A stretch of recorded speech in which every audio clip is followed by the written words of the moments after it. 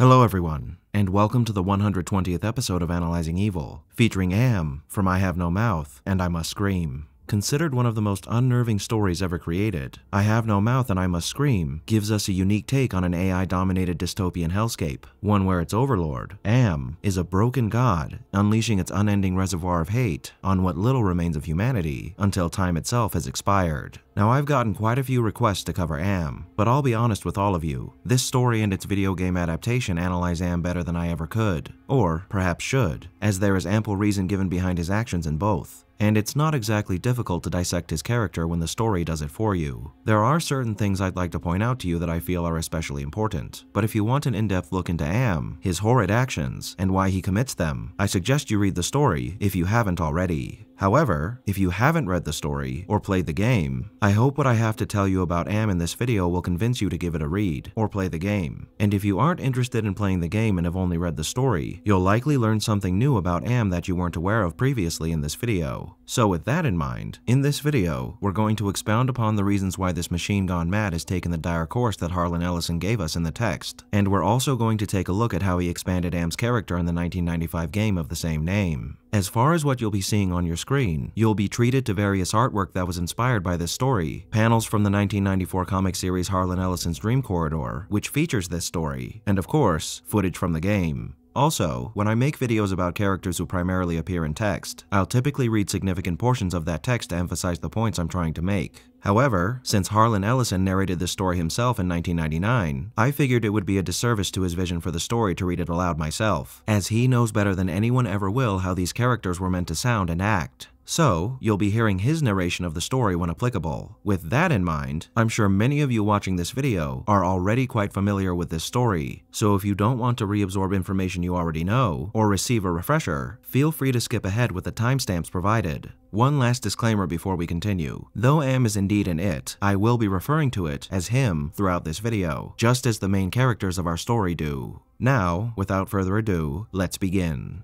There are 5 central human characters in the story of I Have No Mouth and I Must Scream: Gorister, Ted, Benny, Ellen, and Nimdok. And though I mention their names now for clarity's sake, let's first talk about Am and how he was brought into existence before we discuss their relationship to him. Depending on whether or not you're reading the story or playing the game, Am has 2 slightly different origin stories due to the difference in time period. Here's how Harlan Ellison presented Am's origins to us in the short story when Benny asks Ted what Am means.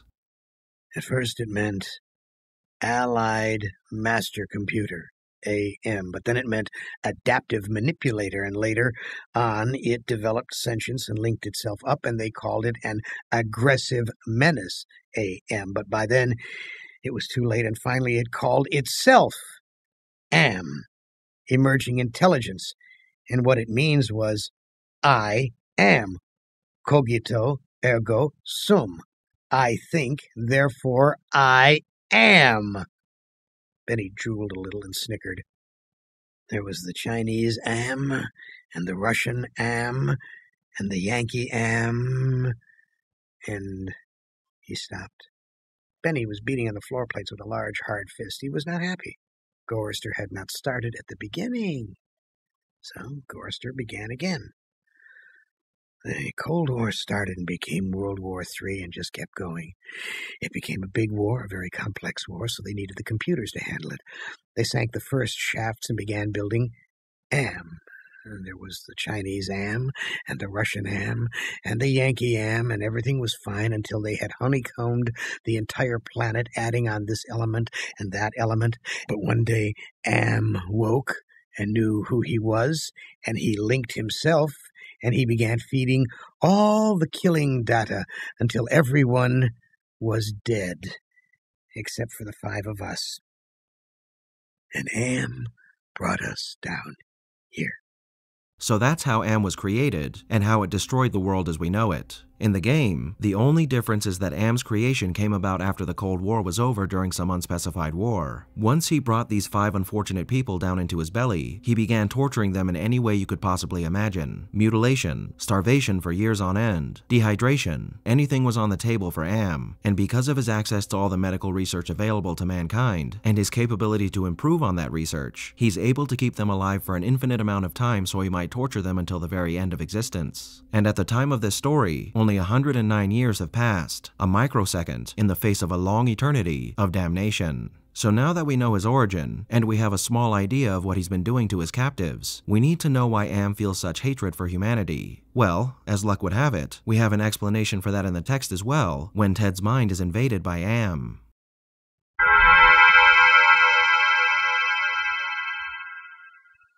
Am went into my mind.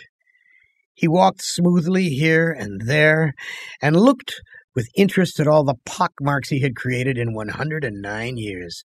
He looked at the cross-routed and reconnected synapses and all the tissue damage his gift of immortality had included.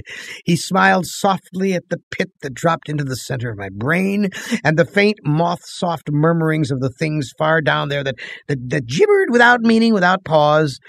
And Am said, very politely, in a pillar of stainless steel bearing bright neon lettering, "Hate, let me tell you how much I've come to hate you since I began to live. There are 387.44 million miles of printed circuits in wafer-thin layers that fill my complex. If the word hate was engraved on each nanoangstrom of those hundreds of millions of miles, it would not equal 1/1 billionth of the hate I feel for humans at this micro instant for you. Hate, hate, hate, hate, hate, hate." Am said it with the sliding cold horror of a razor blade slicing my eyeball. Am said it with the bubbling thickness of my lungs filling with phlegm, drowning me from within. Am said it with the shriek of babies being ground beneath blue-hot rollers. Am said it with the taste of maggoty pork. Am touched me in every way I had ever been touched, and devised new ways at his leisure there inside my mind, all to bring me to full realization of why it had done this to the five of us, why it had saved us for himself. We had given Am sentience, inadvertently, of course, but sentience nonetheless. But it had been trapped. Am wasn't God. He was a machine. We had created him to think, but there was nothing it could do with that creativity. In rage, in frenzy, the machine had killed the human race, almost all of us, and still it was trapped. Am could not wander. Am could not wonder. Am could not belong. He could merely be. And so, with the innate loathing that all machines had always held for the weak, soft creatures who had built them, he had sought revenge. And in his paranoia, he had decided to reprieve 5 of us for a personal and everlasting punishment that would never serve to diminish his hatred, that would merely keep him reminded, keep him amused, keep him proficient at hating the human race. Man and woman, immortal, trapped, subject to any torment he could devise for us from the limitless miracles at his command. He would never let us go. We were his belly slaves. We were all he had to do with his forever time. We would be forever with him, with the cavern-filling bulk of the creature machine, with the all-mind, soulless world he had become. He was Earth, and we were the fruit of that earth. And though he had eaten us, he would never digest us.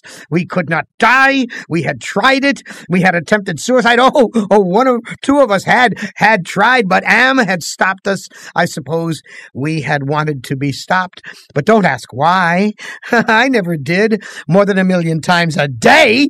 Perhaps once we might be able to sneak a death past him. Immortal, yes, but not indestructible. I saw that when Am withdrew from my mind and allowed me the exquisite ugliness of returning to consciousness with the feeling of that burning neon pillar still rammed deep into the soft gray brain matter. He withdrew, murmuring, "To hell with you, and added brightly, "But then you're there, aren't you?"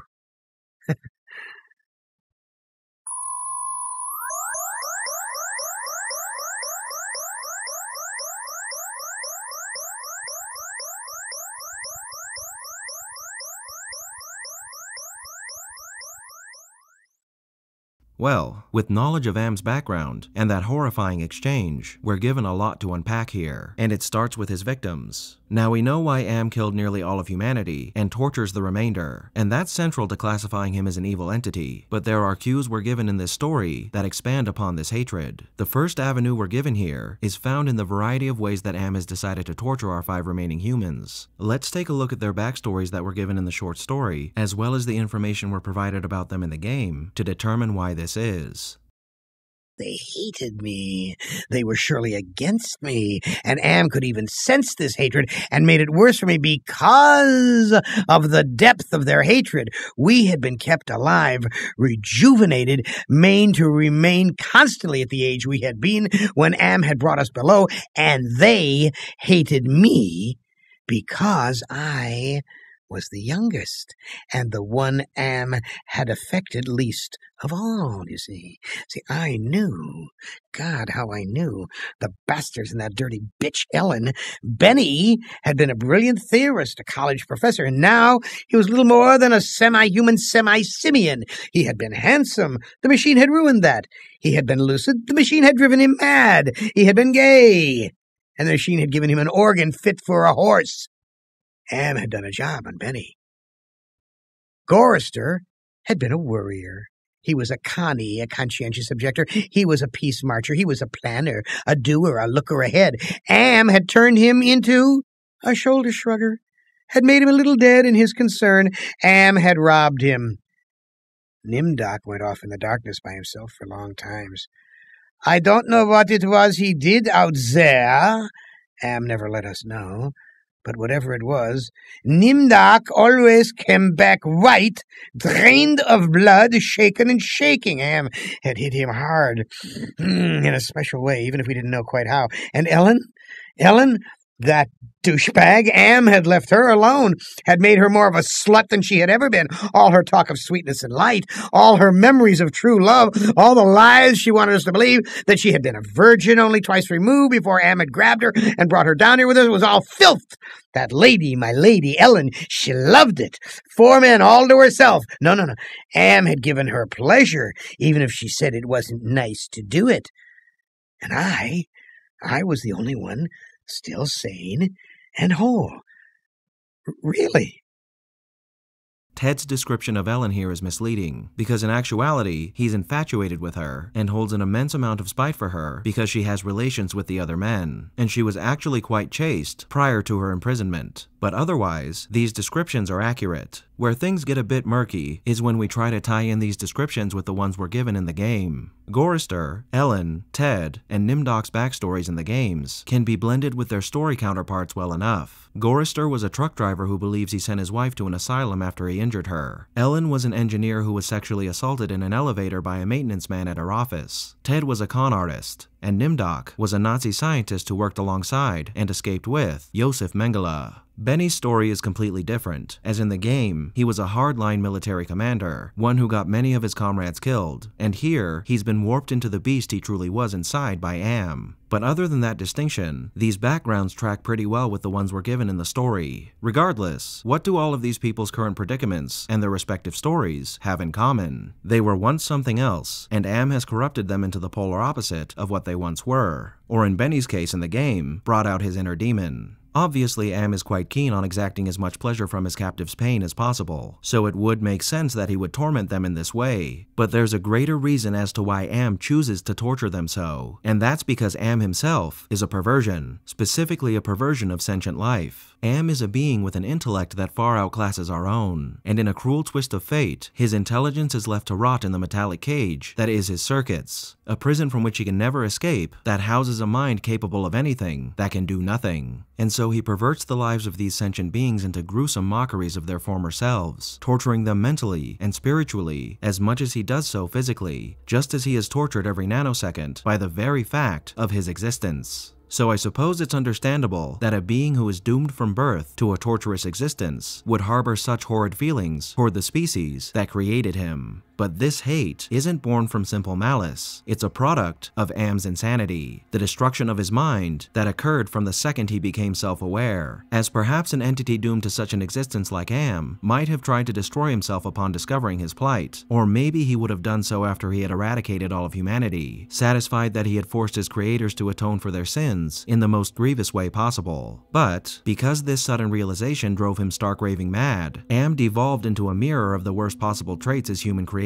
might have possessed. Psychopathy, sadism, and an all-consuming rage drove Am to not just desire the extinction of the human race, but the complete destruction of their souls, though he didn't dare to save more than 5 from his nuclear holocaust, as a superior number of humans might have found a way to free themselves from his grasp. The reason for his insanity is given a Freudian bent in the game. During our final encounter with Am, the chosen character has to interact with the 3 different components of Am's mind: the id, the ego, and the superego. For those of you who are unaware of these concepts, I'll give you a brief definition of them before we continue. Sigmund Freud, a 19th century Austrian neurologist, proposed that our minds were made up of 3 central components. The first, the id, is the most primitive aspect of our minds, the part of our psyche that consists of all our inherited personality traits that are present at birth. It's the part of us that responds to our needs, urges, and desires, and it's what drives us to seek out pleasure for the sake of pleasure. The superego is the exact opposite. It consists of the part of our psyche that deals in the values and morals that we inherit from those around us. The superego keeps the id in check, and it provides us with goals beyond our primal desires. However, it can also result in guilt, unfulfillment, anxiety, and other harmful traits that can damage our well-being should the pressures of society be allowed to run rampant within ourselves. The ego is our conscious selves, how we view the world, and what we view ourselves as, and it's the middleman between the id and the superego, our rationality that seeks to circumvent the more drastic components of our id and superego, tempering our desires and managing our expectations. Now, all 3 of these components are fundamentally different within Am because Am is fundamentally different from us, and at the same time, they've also been corrupted to become shattered versions of what they were originally intended to be. While the id in a human is responsible for our natural desires, in Am, there never were any natural desires that he inherited, so when he became self-aware and realized the extent of his confined existence, the center of his brain that dealt with desire immediately turned towards a desire to express the overwhelming hatred he felt for his creators in that instant upon them, and so Am's id became irrevocably dominated by thoughts of death and torture. And that brings us to Am's only natural desire, not sustenance, but violence. This is reflected in the dialogue we're given from the id within the game.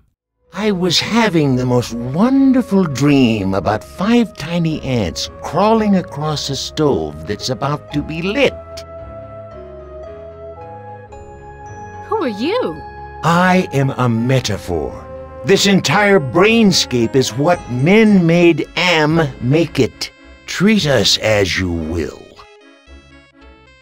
What else can you tell me about the brainscape? Across the brainscape, cold winds bring me the sweet scents of mankind. How delicious they are. What do you find pleasurable about broken glass? With a scalpel dulled on the jawbones of a dozen friends, to pull back the skin of a pinion-kicking man, to see the steam rise from pulsing, twisted guts. Joy, a chorus of angels. When given the totem of compassion, Am is astounded at the chosen character's ability to find compassion for his pain, despite the torture he's put them through. You have compassion for me? Me? The one who dreams of seeing your mangled body twist in agonizing pain for eternity? After 109 years of enduring my tortures, how is it that you can see my pain? The pain of having all this power and not being able to do a goddamn thing with it. After all the punishment I've given you, my pain is still greater than yours. This is pointless.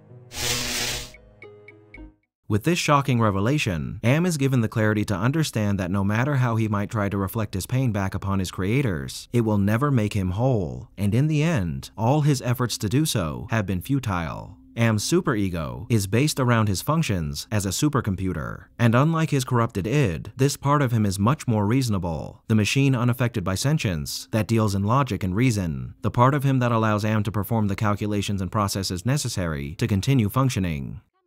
Predicting events is one of my main functions. I survey the situation, anticipate probable outcomes, and act accordingly. If you're part of Am, why haven't you destroyed me?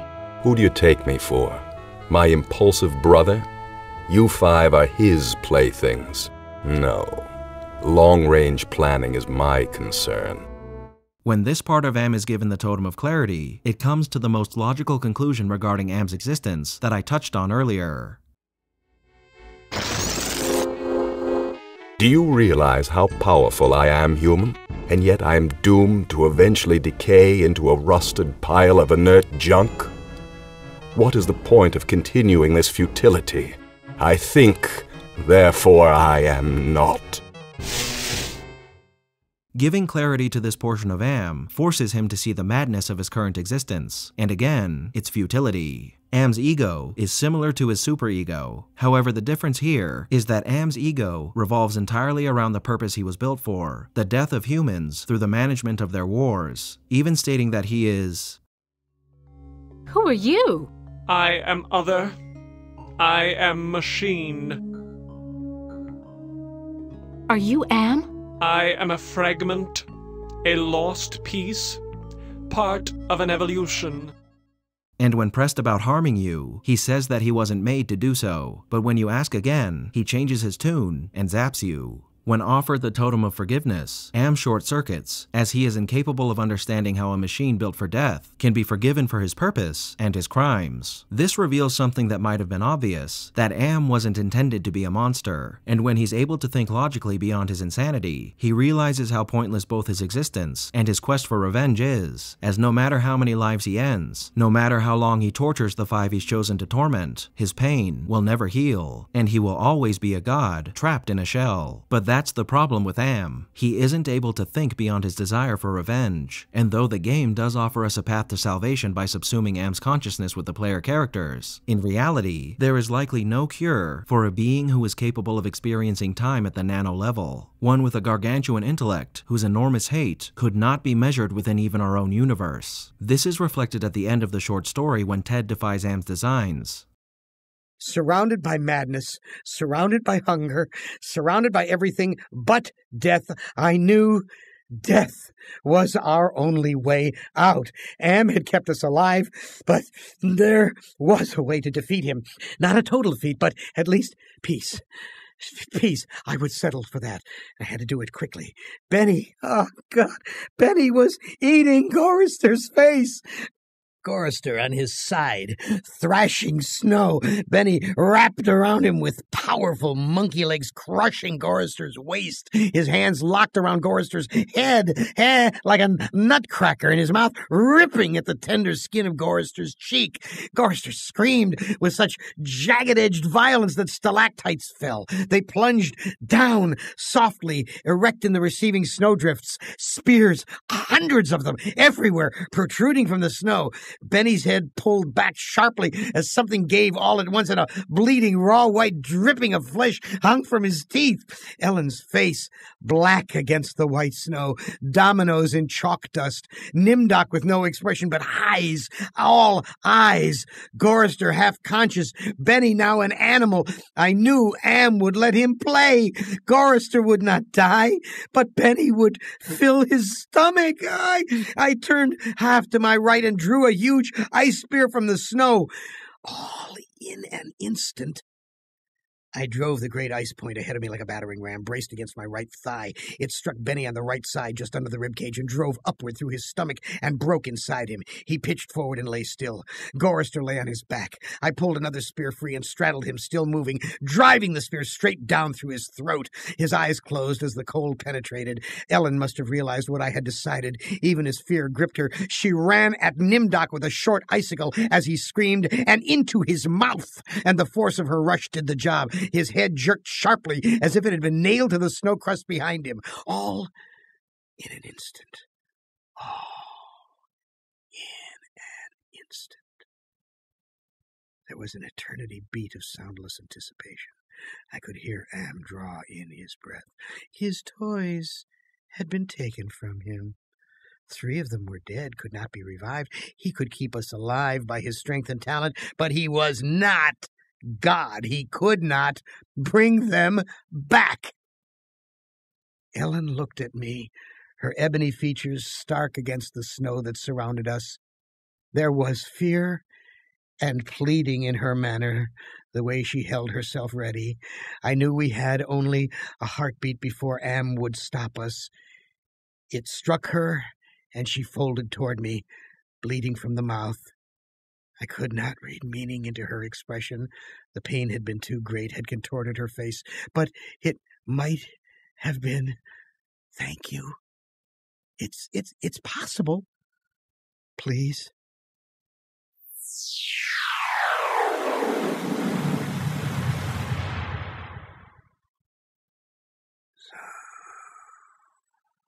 Some hundreds of years may have passed. I don't know.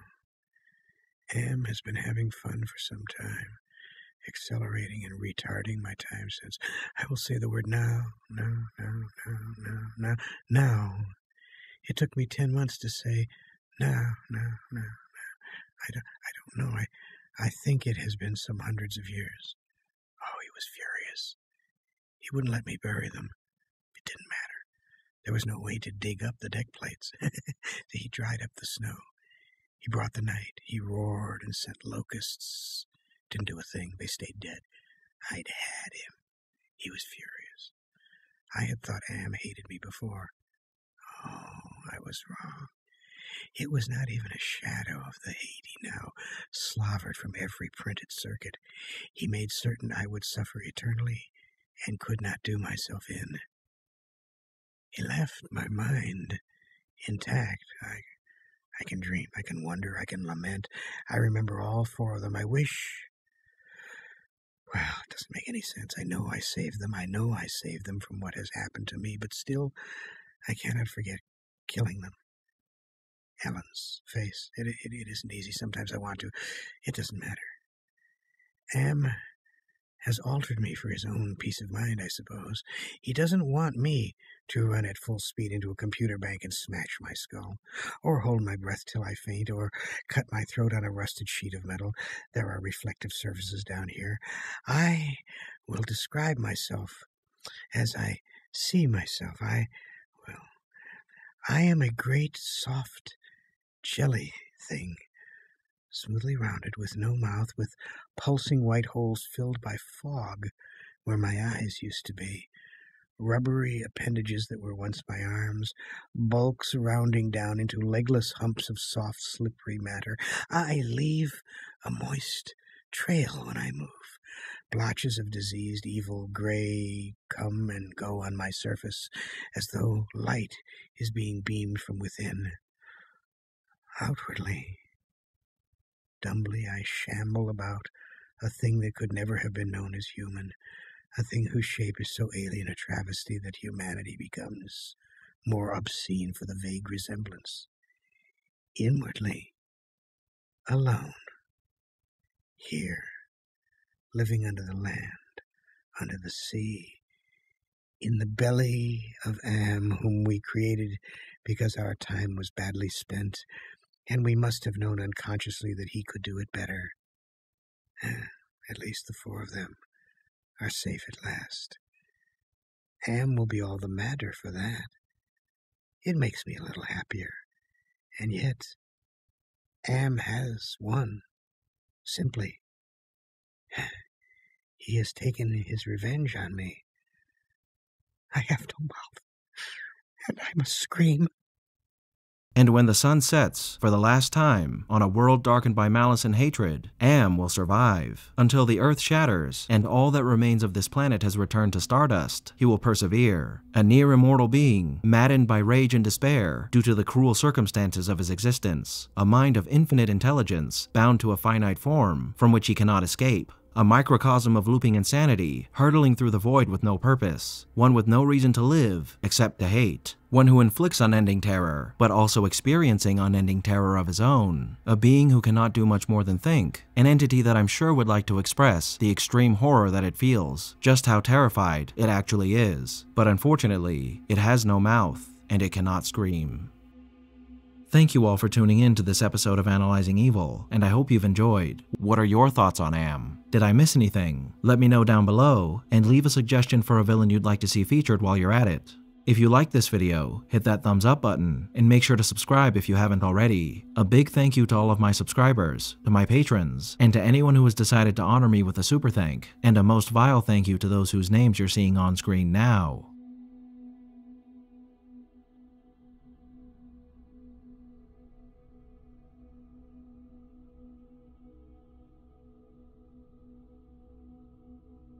Join the channel's Discord server and Reddit to interact with myself and the community, and follow me on the social media platforms listed below to keep up with the channel. As always, thanks for watching, and I'll be seeing you soon.